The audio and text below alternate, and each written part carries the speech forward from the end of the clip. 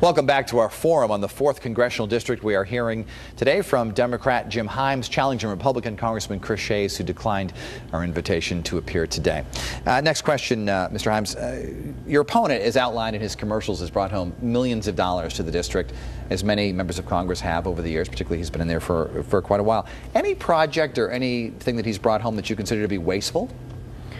Well, I tend to focus on those things that haven't happened. To give him credit, he's pretty transparent about the dollars that he brings back to the district, which I salute him for. But it hasn't been nearly enough. Not nearly enough. We've got such huge infrastructure needs. I mean, all you need to do is get on the New Haven line, which runs right through the district, and compare it to the Harlem line and the Hudson line to know how that has been neglected. Check out the Congress Street Bridge in Bridgeport, which has been stuck open for 10 years now, or drive 95 at rush hour, and you see how urgent it is. Now, I'm glad you raised this because, people do sometimes ask the question, so what are you going to be able to do as a freshman? Chris Murphy and Joe Courtney, freshman congressmen to our northeast and to our northwest, as freshman congressmen in the '08 omnibus budget, brought in almost twice the dollars for community centers and other projects in their district that Chris Shays, with his 21 years in Congress, was able to bring in. And this is money we really need because we've got some serious challenges in Fairfield County. You mentioned infrastructure, and of course one of the biggest problems facing that part of our state is I-95, particularly between Bridgeport and Greenwich, one of the most congested pieces of highway in the entire nation. What's the solution here, and if elected, what will you do to help fix it?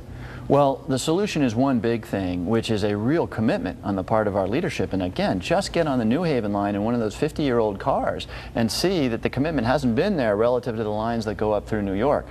There's a lot that needs to be done in transportation.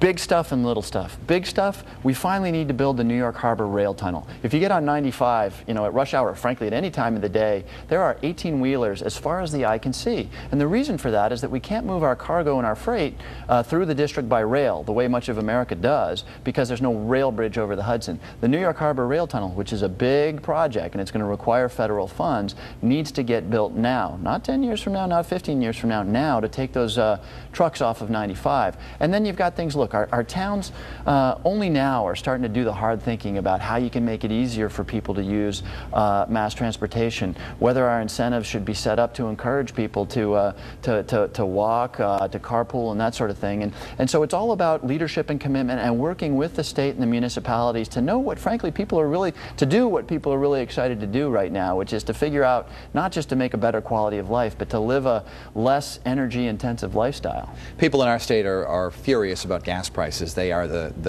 among the highest in the nation. Our state has the second highest gas tax in the nation, levied by state lawmakers, and many of them say, well, there's nothing they can do about it because we do not have tolls, which our neighbors in New York and Massachusetts do, and they say, well, that's because they'd lose federal funds. As a congressman, what would you do to perhaps change those laws so that the state could maybe reduce the burden, lower the gas tax, and maybe bring in tolls to the borders? Or do you favor tolls? Well, I think, and boy, are you ever right about that. I mean, this summer in particular, when gas was hitting, well in excess of $4 a gallon in the district, I met people in gas stations who were saying, because of what I'm doing right now, I'm not putting that $200 into my kid's college savings account. And we should never have been in that position. I'll tell you, real failure of leadership. You remember Jimmy Carter. I mean, this was decades ago. Jimmy Carter saying that we need to fix this.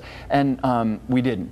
We didn't. And we only started thinking about it, our leadership only started talking about it when gas prices reached what they did. So, but even if gas prices were lowered, it's the General Assembly in our state which has raised the gas tax to the second highest in the nation. So what kind of relief could you get with perhaps federal funds or something like that? In order to improve our highways and that sort of thing? Well, many people who favor tolls say that they can't get them because federal funds would be denied. Yeah, tolls are not a good idea in my district. I mean, tolls were removed in part because they created such a safety issue. There was a lot of problems with tolls on 95 many years ago. In a situation where you've got the kind of congestion that you have on 95, the idea of putting tolls on them isn't going to work. So the question is, where do the funds come from to improve our rail and do things like the New York Harbor Rail Tunnel? And look, I don't think they can come from gas taxes, and this is actually actually a problem in Washington. An awful lot of our transportation dollar comes from the gas tax, which of course now puts an unreasonable burden on our families. We need to make a commitment. We need to make a commitment to use general funds to change this country from a country where everybody needs to jump in their car to do anything at all to a country where we're burning a lot less fuel and people are paying a lot less for gas. Let's talk about Iraq. Do Congressman Shays and also President Bush and others who supported the surge deserve any credit that it appears to be working? Well, the surge has reduced violence in Iraq, and we should be grateful for that. But look, the point of the surge was to create what they called the breathing room to allow the warring parties in Iraq to reach the agreements that they need to make around how they're going to share the oil revenues and how they're going to govern the country. Those agreements are going to be what creates stability in that country. So I am thrilled that troops are dying much less frequently than they were for a very long time, and that the situation is more stable than it was. But the question is, how do we get to that place where the Iraqis take those tough decisions?